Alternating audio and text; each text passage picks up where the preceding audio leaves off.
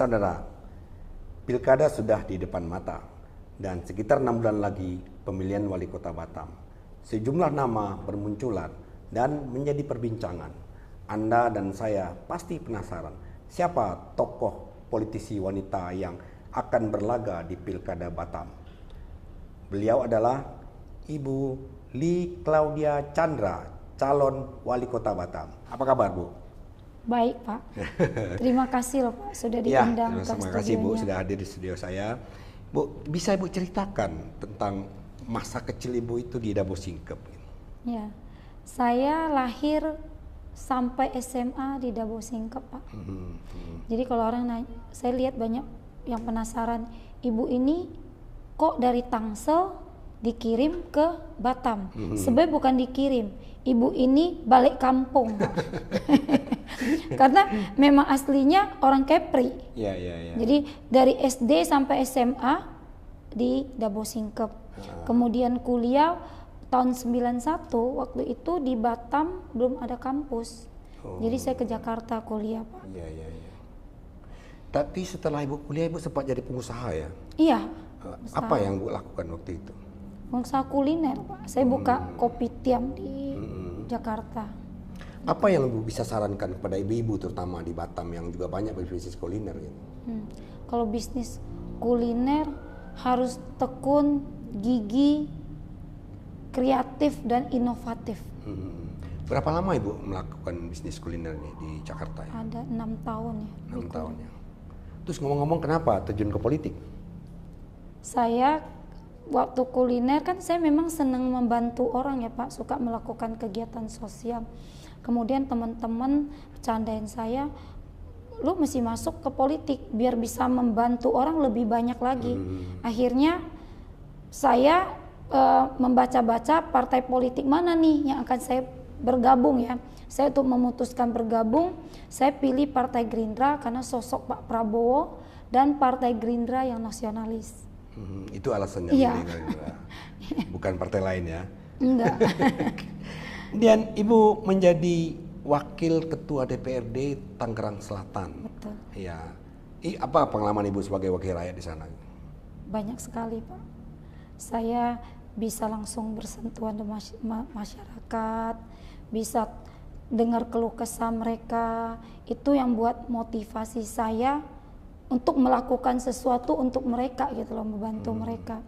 Walaupun kami kalau di DPRD kan cuma punya 3 fungsi, Pak. Penganggaran, buat aturan, dan pengawasan. Nah, itu yang buat saya, Pak, hari ini ke Batam pingin menjadi eksekutif. Iya. Kalau eksekutif kita bisa melakukan lebih, Pak. Iya. Karena kita punya anggaran yang bisa kita pergunakan sesuai dengan aturan. Iya. Tapi ngomong-ngomong, Ibu juga latar belakang keluarganya politisi ya? Ya, betul. Saya punya kakak ipar Pak Sabtono Mustaqim. Sabtono Mustaqim. Ya. Beliau pernah wakil Bupati Lingga. Iya. Ya. Punya kakak juga. Berarti dengan Pak Asmin Patros juga keluarga. Ya. Pak Endra Asman. Betul. Jadi sebenarnya Ibu bukan baru di politik Iya, sebenarnya. betul, ya? Pak. Mungkin karena saya tamat SMA ke Jakarta, jadi orang nggak gitu tahu saya gitu loh. Tapi jadi ketua partai Gerindra Tangsel luar biasa loh. Iya. Dengan 7 kecamatan, 54 kelurahan. Iya.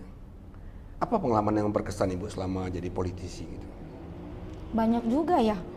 Seneng aja, Pak. Kalau tiap kali kita ada hajatan nih, kayak pilkada, pilpres, pileg, kayaknya kita tuh harus mikir strategi pemenangan seperti apa. Itu buat saya tuh merasa, aduh seru banget gitu loh.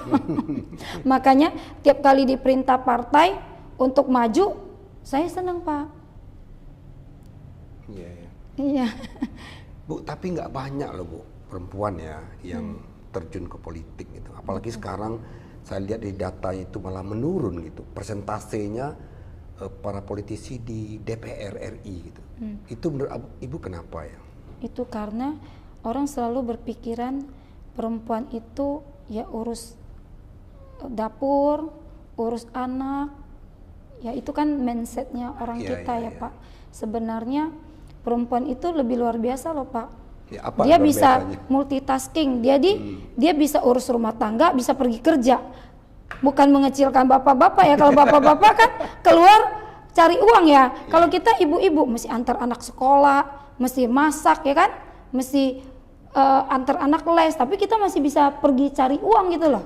Iya. Berkegiatan di luar rumah masih.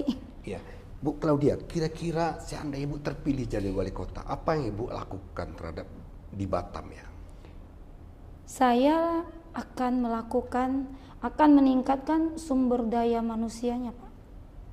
Saya lihat pembangunan di Batam, kalau lihat kita di luar maksudnya di jalan-jalan besar ya sudah bagus, tapi kan belum sampai ke desa-desa, ya masyarakat bawahnya. Terus kalau kita buat bagus begini, apakah sumber daya kita tuh, SDM kita tuh bisa loh gitu loh. Iya. Pengalaman saya Pak, biasanya kalau kita udah bagusin, apakah SDM kita siap? Iya. Kan SDM ini harus kita latih sumber daya manusianya. Jadi intinya Ibu akan fokus ke sumber daya manusia dan pendidikan berarti. Pendidikan. Ya, Bu, ya. Nah problemnya Bu Claudia di Batam ini dari dulu itu selalu terjadi masalah ketika penerimaan siswa baru karena memang rata-rata pengennya ke sekolah negeri dan daya tampungnya terbatas dan itu dipaksakan gitu.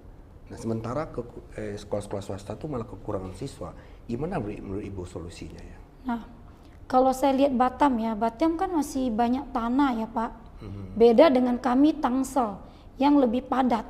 Kalau ini tanahnya masih luas, harusnya tiap tahun itu kita sebagai kepala daerah mungkin harus mengajukan ke pusat bahwa kami ini kurang, terus dari kita juga harus bikin sekolah, harus bangun sekolah, dan kita harus kerjasama dengan sekolah swasta dari uang BOS.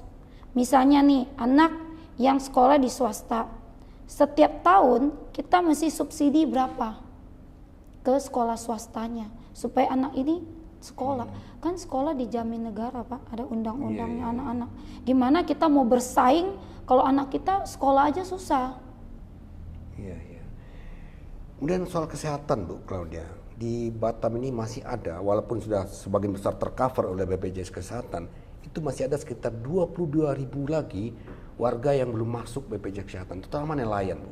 Karena kan penduduk Batam ini kan bukan hanya di Batam ya, tapi juga di pulau-pulau sekitarnya, ada itu Pulau Belakang Padang, Pulau Bulu, Pulau Pecong, macam-macam gitu. Sehingga itu tidak tersentuh oleh BPJS Kesehatan. BPJS ini kalau ini susah juga loh Pak kalau ngomong BPJS. BPJS ini ikutnya kan harus satu kakak. Misalnya suami, istri, anak. Buat mereka mau bayar begini keberatan. Biasanya ya, saya kalau dengar keluhan mereka, Bu, kita harus bayar tuh, kalau satu nggak bayar nggak bisa, harus 3-3. Nah, APBD kita Batam, terus ada BP lagi masuk dari BP, ya mungkin memang kita harus subsidi juga, bantuin mereka gitu loh. Tapi jujur saya nggak berani ngomongnya seperti gimana, karena kan semua harus sesuai aturan Pak. Nanti saya harus diskusi juga gitu loh, seperti apa, tapi rumah sakit harus kita tambah juga. Ya, jangan sampai masyarakat kalau mau ke rumah sakit susah, anak mau sekolah susah, itu kan sangat penting dua itu. Sekolah, pendidikan, kesehatan. Kalau dua ini bisa kita sebagai kepala daerah selesaikan, mungkin bapak-bapak bangun tidur juga happy gitu loh Pak, kerja juga tenang karena istri juga kan, istri senyum, kita juga seneng lihatnya ya, anak sekolah nggak bayar, ke rumah sakit dapat bantuan. Kalau sakit kan juga nggak mau tiap hari sakit Pak. Ya kan, orang kalau bisa sehat masa orang mau sakit? Harusnya itu dipikirin sama kepala daerahnya. Nah ini Bu, saya ini menarik ya, karena Batam ini agak istimewa ya daerahnya. Ini kan daerah FTZ, Free Trade Zone. Nah, ada peraturan pemerintah nomor 62 tahun 2019 yang memutuskan untuk sementara sebenarnya bahwa wali kota itu adalah ex officio kepala BP Batam. Nah, kira-kira menurut Ibu setelah ini apakah masih seperti itu akan ada atau ada perubahan gitu? Yang nentukan Pak Presiden, Pak. Sekarang Pak Presiden terpilih Pak Prabowo Subianto. Nah, kembali lagi beliau yang menentukan apakah ini masih berlaku atau nanti ex officio-nya wakilnya aja atau wali kotanya. Kita belum tahu juga, Pak. Iya, iya. Tapi menurut Ibu efektif nggak wali kota itu juga merangkap pola BP Batam? Ini kan jadi tumpang tindih kewenangan sebenarnya, Bu. Harusnya tidak tumpang tindih kalau satu. Tapi di kenyataan di lapangan, saya turun ke masyarakat ngobrol, masih ada yang tumpang tindih. Nah, itu nanti akan juga saya sampaikan. Iya, iya, iya. Ya, ke presiden kami. Karena PBB katanya mesti bayar. Iya. Terus WTO mesti bayar. Iya. Kalau Pak, orang yang rumahnya kecil-kecil mesti bayar 2 ini, Itu memberatkan. beratkan juga loh, iya. Jadi mungkin harus ada aturan yang rumah misalnya ukuran berapa, yang tidak bayar lagi, tidak bayar salah satu gitu, nggak dua-duanya gitu loh. Kalau dua-duanya kan memang berat juga masyarakatnya. Kita bukan membantu mereka, malah dengan begini ada BP juga begitu malah memberatkan. Harusnya kan tidak memberatkan. Ya, sepertinya Ibu udah banyak sekali belajar masalah di Batam ya. Ya, saya diskusi dengan teman dan saya belakangan ini kan turun terus, Pak. Saya turun, saya lebih mendengar apa sih keluhannya masyarakat Batam ini. Mereka pengen pemimpin seperti apa sih ke depannya? Seperti apa, Bu? Mereka inginkan yang Ibu? Mereka pengen pemimpin yang jujur sama visioner ya. Menurut saya ya, karena dari ngomongan mereka itu ya, jujur, visioner, yang dekat dengan kekuasaan. Iya, iya. Karena Pak Prabowo ketum kami punya visi misi Indonesia maju menuju Indonesia emas, yang punya program-program dari pusat sampai ke daerah. Kalau kita punya pemimpin yang dekat dengan kekuasaan, kan kita lebih gampang Pak koordinasinya. Ya, linear gitu ya. Iya, betul. Kira-kira nanti kalau Ibu terpilih ya, 100 hari pertama itu apa yang Ibu lakukan di Batam sebagai wali kota terpilih? 100 hari ke depan, saya akan pendidikan, kesehatan, itu saya akan fokus sama SDM, Pak. Tiga itu, Bu ya.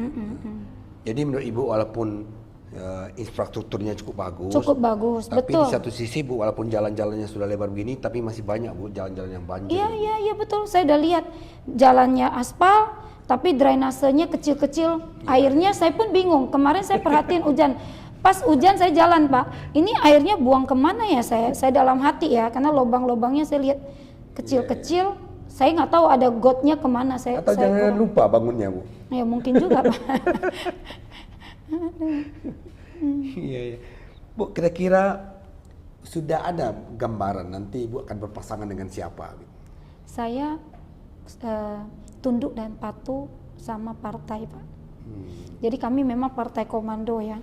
Kalau saya diperintah untuk maju, nanti pasangannya siapapun yang ditentukan sama partai, ya saya ikutin. Karena saya tahu partai akan kasih pasangan yang memang baik untuk Kota Batam. Kalau begitu Ibu karena memang keluarganya para politisi ya, seperti Pak Sabtono Mustaqim, Pak Asmin, Pak Hendra Asman, juga diskusi lah Bu tentang Batam ya, ke depan seperti apa gitu. Karena mereka juga sudah lama di politik sebenarnya, seperti Pak Sabtono pernah jadi wakil Bupati Lingga, pernah jadi anggota DPRD Kepri, Pak Asmin juga apalagi gitu. Banyak juga masukan-masukan dari mereka. Malah jujur saya belum diskusi sama beliau-beliau. saya belum sempat diskusi, malah diskusinya dengan ponakan. Karena beliau sekarang di Kota Batam kan. Kalau Pak Asmin kan provinsi, ya kan. Jadi saya malah diskusinya dengan ponakan saya. Ngobrol-ngobrol Batam ini gimana gitu, dan dengan anggota dewan kami dari Partai Gerindra tentunya. Bu Alim, saya ingin tahu bagaimana pandangan Ibu. Batam ini kan etalasenya Indonesia, Bu ya. Kita berhadapan dengan Singapura dan Malaysia. Ini daerah yang sangat sangat rentan terhadap krisis global juga karena ekspor impor yang kita harapkan juga dengan wisatawan yang ini peringkat 3 secara nasional. Apa yang Ibu bayangkan Batam itu di masa depan? Batam itu dulu waktu dibentuk ya, kan yang awal itu pengen sejajar dengan Singapura. Tapi sudah 50 tahun belum sejajar, Pak. Dari segi kebersihan ya, terus hujan yang tadi kita bahas masih banjir. Mungkin ini yang belum ngomongin karena tanah masih luas. Sampah, Pak. Sampah ini nanti akan jadi masalah kalau kita nggak beresin sekarang. Ya, karena kan penduduk makin banyak, Pak. Sampah makin banyak. Oke, sekarang kita punya tempat untuk pembuangan. Tapi lama-lama tempat penghuninya makin banyak, tempat makin sedikit, sampah ini jadi masalah besar, Pak. Volume sampah di Batam itu 900 ton per hari. Itu bisa jadiin listrik loh, Pak. PLTSA itu loh. Iya. Oh, kalau di Tangsel udah ada, Bu? Ya? Belum juga. Belum, ya? Baru mau, ya. Itu masalah juga. Iya. Yang selalu kami dorong. Itu, saya Dewan kami nggak punya anggaran. Kami hanya bisa menganggarkan, tapi yang eksekusi kan kepala daerah. Iya. Makanya Ibu sekarang pengen jadi eksekutif. Iya. Supaya bisa berbuat sesuatu untuk masyarakat. Iya. Kalau untuk kalangan milenial, ya, untuk perempuan, apa yang Ibu pikirkan untuk warga Batam ini? Saya kemarin kumpul dengan anak-anak milenial, anak muda, ada laki-laki, ada perempuan, mereka influencer, ya. Terus saya lihat mereka itu punya bakat, Pak. Ya, mereka bisa bikin segala macam, tapi masih maksudnya masih belum diwadahin loh sama pemerintah loh. Harus seperti apa gitu loh. Jadi mungkin ke depan ini milenial kan mereka lah harapan bangsa ke depan. Yang harus kita gelanggang remaja Batam nggak punya. Iya. Gedung kesenian Batam nggak punya. Iya, makanya harus kita wadahin, Pak. Iya. Ngomong-ngomong soal kesenian, sepertinya Ibu juga suka nyanyi ya. Iya. Walaupun suaranya nggak bagus, Pak. Tapi kalau nyanyi kan hati senang, Pak. Iya. Luar biasa gitu. Masih sering pulang ke Dabo Singkep? Pulang. Iya. Pulang. Kan saya punya kakek nenek di sana, kami pulang sembayang. Kalau orang tua di sini. Waktu Ibu di sana timahnya sudah nggak ada lagi, itu kan nggak terkenal. ada. Oh, sudah nggak habis ada. ya. Saya pergi sudah nggak ada. Saya berangkat sekolah. Jadi alasan Ibu ke Jakarta itu lebih karena waktu itu Waktu pendidikan. Pendidikan. Iya. Dari Tarumanegara ya, Bu? Iya, Tarumanegara. Karena saya harus sekolah ya. Di Batam belum ada, ya di Jakarta karena kakak ada di Jakarta. Mau nggak mau saya harus ke Jakarta. Bu Alin, menarik ini obrolan kita.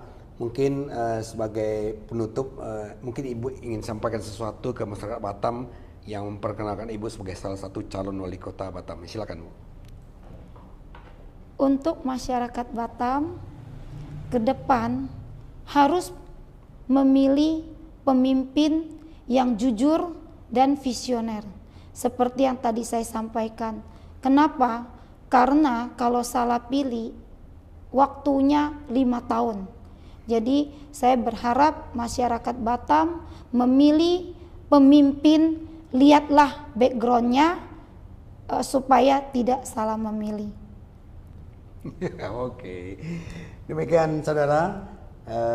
Seperti orang-orang bijak mengatakan bahwa kalau pemimpin benar Anda ikuti, kalau dia masih benar Anda tinggallah bersama, tapi kalau dia salah Anda tinggalkan. Itu yang mengatakan bukan saya, tapi Abraham Lincoln. Ikuti terus Socrates Talk. Kami menjangkau